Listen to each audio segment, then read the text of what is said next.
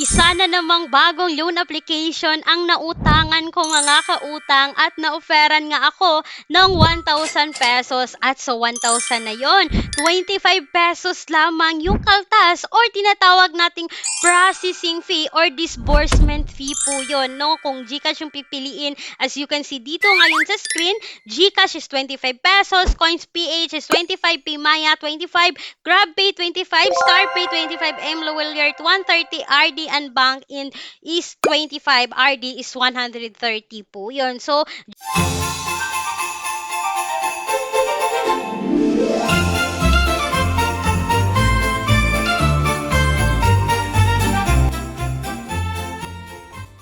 GCash yung pinili ko kaya merong kaltas na 25 pesos at babayaran daw ng 1,000 pesos. Yan yung pag-usapan natin for today's video. Excited kong pag-usapan natin ngayon kasi napaka-fresh, bagong-bago ang loan application na to. At alam nyo mga kautang, bago ako nakapag-apply dito is meron din naman akong text na receive na may link mga kautang. Pagka-click ko ng link is lumabas po yung pangalan na loan application dito. At alam nyo ba na meron talaga siya sa Google Play Store. Bagong-bago talaga sa Google Play Store yung pag-usapan natin for today's video.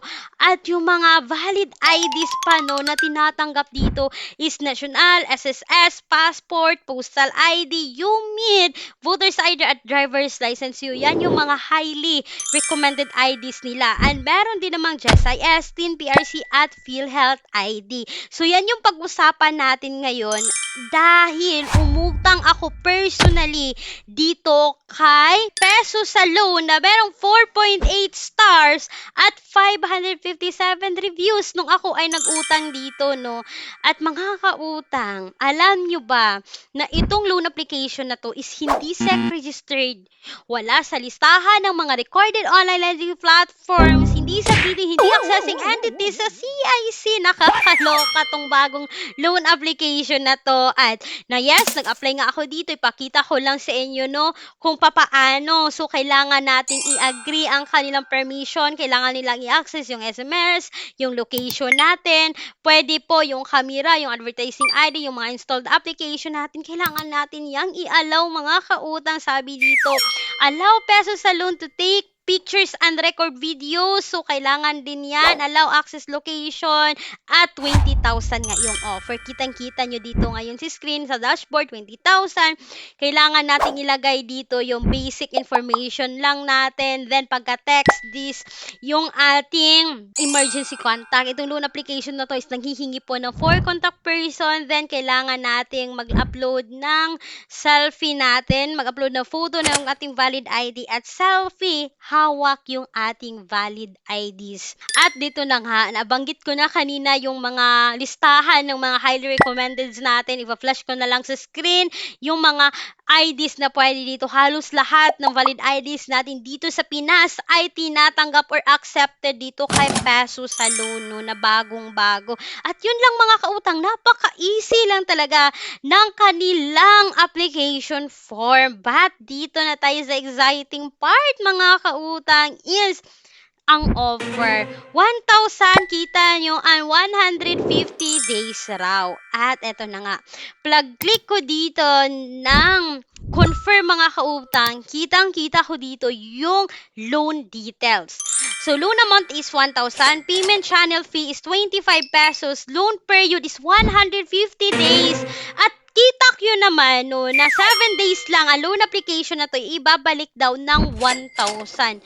So mga kautang, nag-click ako dito nga confirm. Ginuko talaga yung pag-utang ko dito to see if mag-a-approve nga ba. If ma-approve nga ba ako dito sa loan application na to. And eto na nga, no. Your application was successfully submitted. Nag-antay lang ako dito mga kautang, but sad to say, decline ko dito sa loan application na to. At eto na nga, no, naghanap ako dito ng pinaka-recent na comment talaga sa Google Play Store. para ma-review ko sa inyo. Sabi na isang commenter noong November 5, 2025, mga kautang, this is coming up. Do not download. The amount is 1,000, but yung ma-receive daw mga kautang is 565 pesos. Nako, nakakaloka naman talaga pala ang loan application na to. Kita naman talaga natin, no? As you can see, and based on my experience, kita ko naman na walang kaltas na sinasabi doon. So, ang dami talagang maeengganyo sa pag-apply dito. Mapapaklik talaga ng confirm. It is because sa 1,000, ibabalik ng 1,025 lang ang kaltas. Sino bang hindi magko-confirm? But in the future, pagkatapos mo ma-apply dito, kapag kayo ay na-approve dito mga kautang, 565 na lang pala yung ma-receive. At hindi lang yan mga kautang, no? Meron pa akong isang comment na nabasa, na-apply siya, na-approve siya dito ng 3,500. But yung na-receive niya is 2,005 pesos. And 7 days to pay lang. What? Tapos mga kautang, no, may nakita ko comment sa baba na sabi niya, gusto niyang mag-partial, no, para bumaba yun, para ma-reduce yung payment niya, para matagi-tagi siguro niya pagbayad or ma-installment niya, kumbaga ganon. Hindi daw pwede. Nagfo-force talaga yung agent nila na bayaran talaga in full yung utang nyo sa loob ng 7 days. Nako, mga kautang, dapat aware kayo dito sa loan application na to. Dapat napanood nyo hanggang dulo ang video na to dahil hindi naman talaga siya recommended.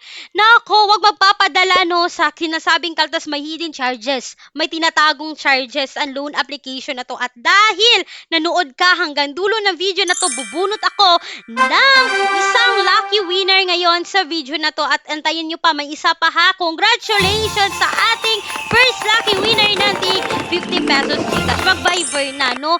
Antayin nyo lang. Magre-reply ako sa Viber. Magsisend ako. Wala pa akong nabigay na hindi nabigay. Nagbibigay talaga ako medyo may delay lang. Nade-delay lang ng konti. But nagbibigay ako ng 50 pesos. So, eto mga kautang. In short, hindi ko pwedeng ma-recommend sa inyo itong bagong loan application na to. Dapat panoorin nyo talaga yung mga videos. No? Kung hindi nyo gusto, ano na forward na ganun mga kautang. Huwag mag-skip basta-basta, no? Kasi lahat dapat panoorin nyo yung video, lahat ng video, para maintindihan nyo talaga, no? At the end po, makapag-decide talaga kayo kung utang kayo dito. At mga kautang, dahil hindi naman okay si Peso sa loan, magbibigay na lang ako ng alternatives loan application na pwede nyong subukan. And hindi ibig sabihin na sinasabi ko subukan nyo na is lahat na, wag. Isa-isa lang. Ito lang po yung mga alternatives na pwede nyong subukan kapag need nyo talaga ng pera. And eto na nga ang ating last lucky winner sa video na to. Congratulations! Meron ka na 50 pesos Gcash.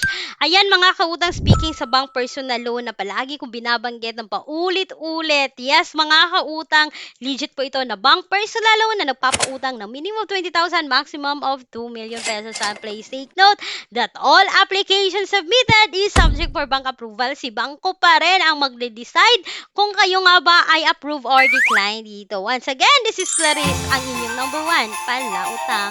Dahil utang is life!